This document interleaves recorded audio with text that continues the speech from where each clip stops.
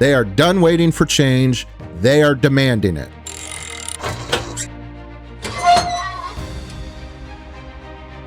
What's up, guys? Steven here. Today we are going to be talking about the crazy violent eruption of protests and riots in Mexico City. Now, this happens to be near and dear to my heart because I studied abroad in Mexico and have walked on the streets and stood in the places where these protests are happening right now. I'll share some of those stories with you as we dive in to what is currently going down in Mexico City. On November 15th, Mexico City erupted. Thousands of Gen Z protesters stormed the National Palace, clashing with police in what is now being deemed the most violent demonstration in recent Mexico history. Over 120 people were injured, tear gas filled the street, and the government is accusing foreign powers of orchestrating the chaos in Mexico City. But what really caused the outrage? What really sparked the riots? And why is Gen Z leading the charge against corruption and violence in Mexico? We're going to dive deeper into that because what's happening in Mexico could have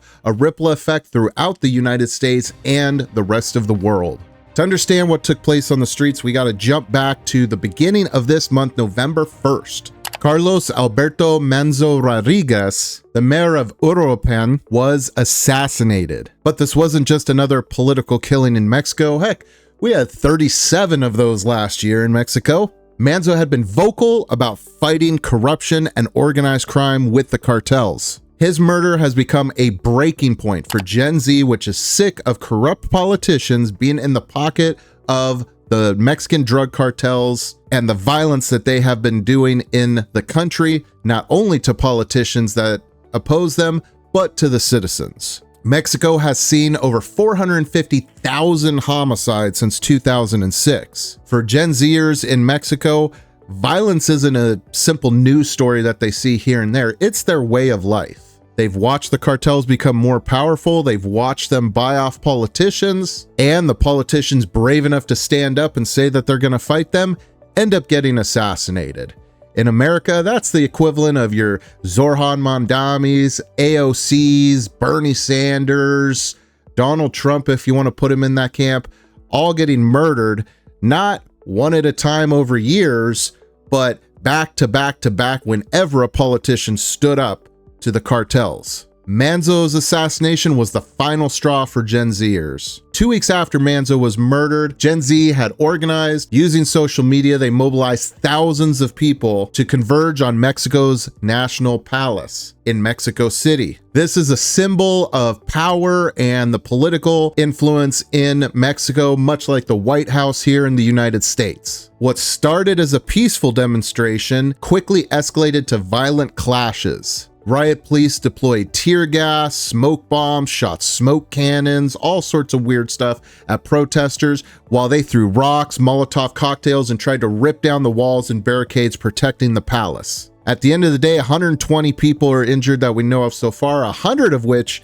them being police officers. The images and videos are pretty shocking as they show young Mexicans, most of them looking barely over the teenage years, standing toe-to-toe with fully decked out riot police with shields, even going into crazy things like the phalanx formation, which is something that they used back in Greek history, where all the soldiers tightly pack together and stick their shields and weapons outwardly. But what a lot of the mainstream media isn't really reporting, and you're only hearing through a lot of the social media on the ground reporting, is that these weren't anarchists or criminals or stuff like we see in some of the protests here in the US where people just want to riot, loot, and burn down the city for fun.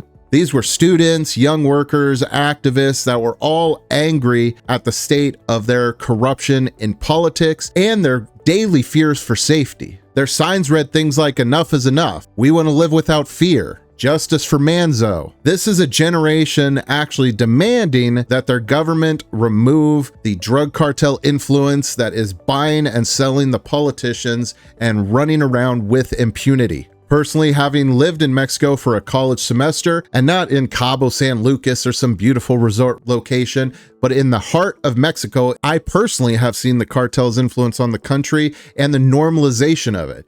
Getting back to the States and telling people stories, I would look up to see a shocked face as I told stories of things like cartel members searching the buses when I was traveling between states to make sure other cartels weren't running drugs through their territory, or narcos coming and sitting at the table with us to have beers because we were in a rough area and the gangs would have assaulted us if they didn't come and sit with us. Because ultimately the narcos and the cartel people are pretty smart, and the last thing they want is some white kid from the US in central Mexico getting beat up or murdered, causing a federal investigation. Now, the president of Mexico, Claudia Sheinbaum, made a swift and rather controversial response to the riot and protests. Rather than addressing any concerns about violence and corruption and her being owned by the narco cartels, she accused opposing politicians and foreign influence of funding and perpetrating the uprising. Now, while some of that may be true, and maybe there is some foreign money or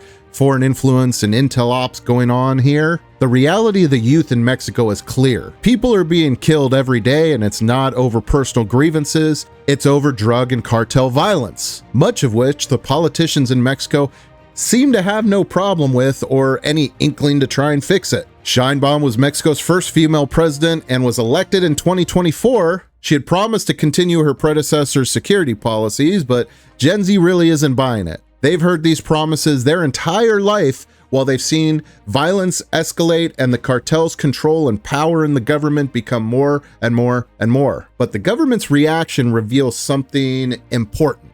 They're scared. She's worried. When thousands of young people organize and demand change, it threatens their status quo. And the status quo in Mexico has been very, very profitable for a lot of the politicians and the leaders in Mexico, even if that means the ordinary citizens are living in fear of cartel violence. But here's what makes the escalating violence and riot in Mexico even more interesting to me. The protests and riots that we've seen the last couple days, they're not the first ones in Mexico. It wasn't an isolated incident.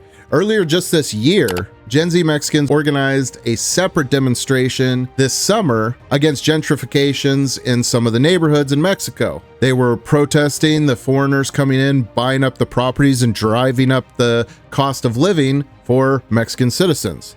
Kind of sounds familiar, doesn't it? They see all these problems with their government. Weak government leaders allowing the cartels to flourish, corruption that enables foreign exploitation along with local exploitation, and political indifference and corruption and bribes and payoffs. That leaves them vulnerable to all of this stuff. This generation grew up with social media, which means they can connect all the dots, they can see what's going on throughout Mexico, and they aren't happy. I don't think this thing's going away quickly because this isn't just a Manzo thing. Here's pictures from me in Mexico back in 2010 when I was living down there for school, and a similar large-scale protest erupted right in front of the palace, very similar to what you saw the last 2 days. It was my only 2 days I spent in Mexico DF, and while I was standing in the palace, suddenly tens of thousands of people swarmed the area protesting the government. This has been going on for more than a decade.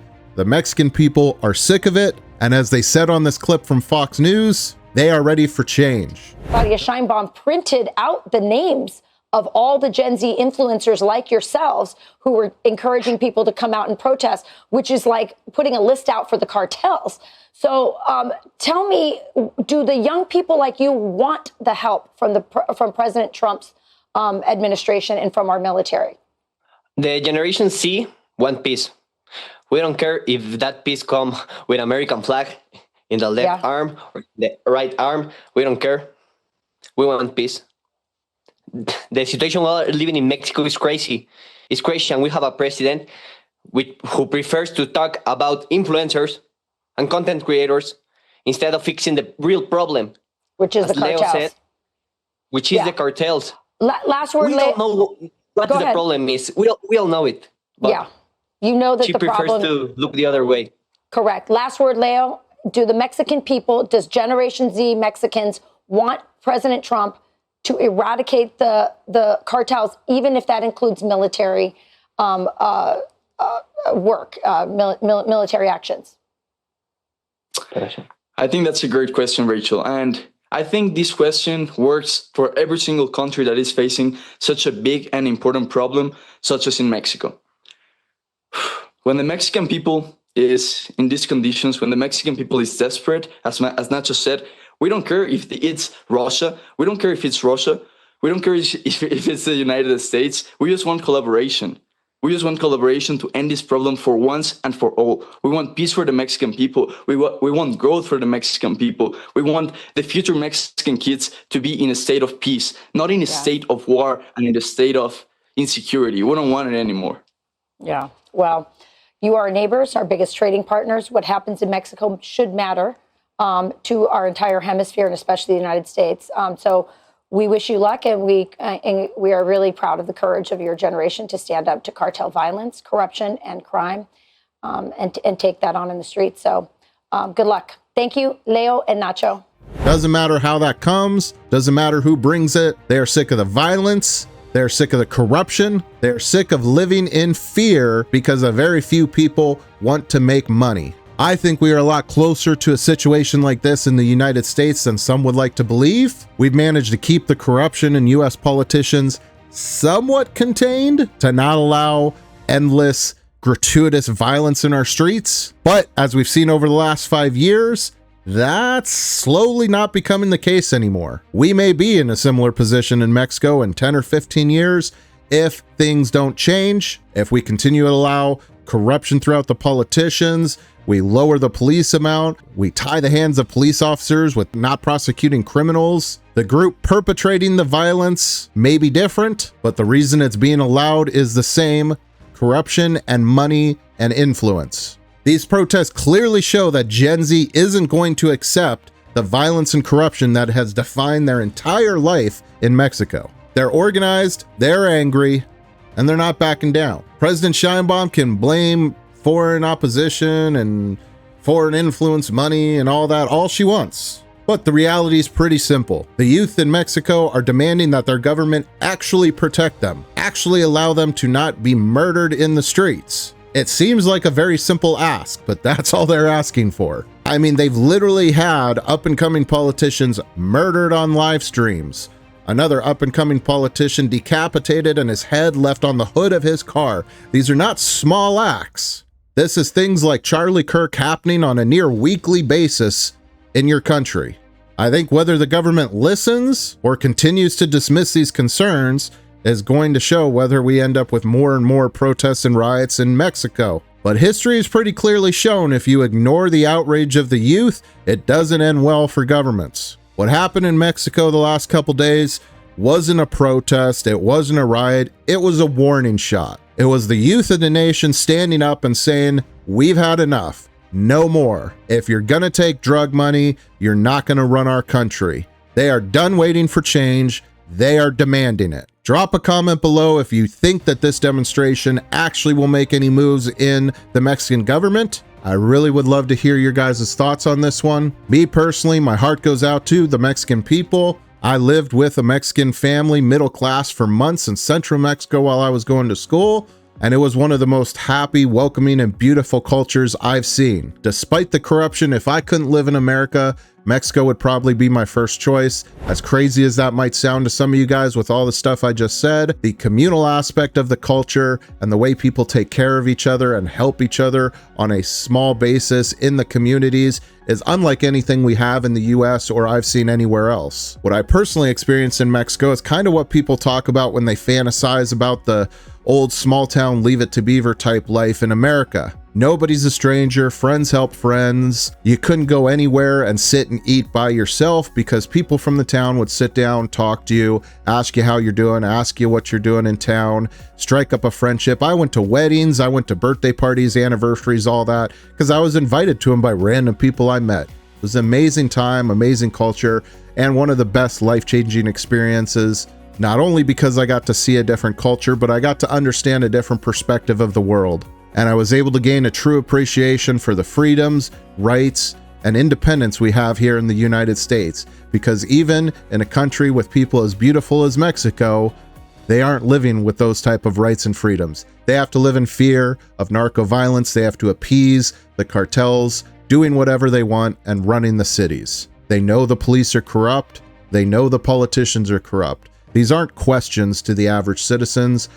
They know it. And not the US sense of corrupt where they took some money from a big company so they might pass some laws in their favor. The level of corruption where they will let you and your entire family die if you get in the way of them making money. It's very sad, and I hope for better for Mexico. I hope this movement makes some groundwork. Leave a comment below with your advice. Let's get back to work, guys. Keep praying. I'll see you on the next one.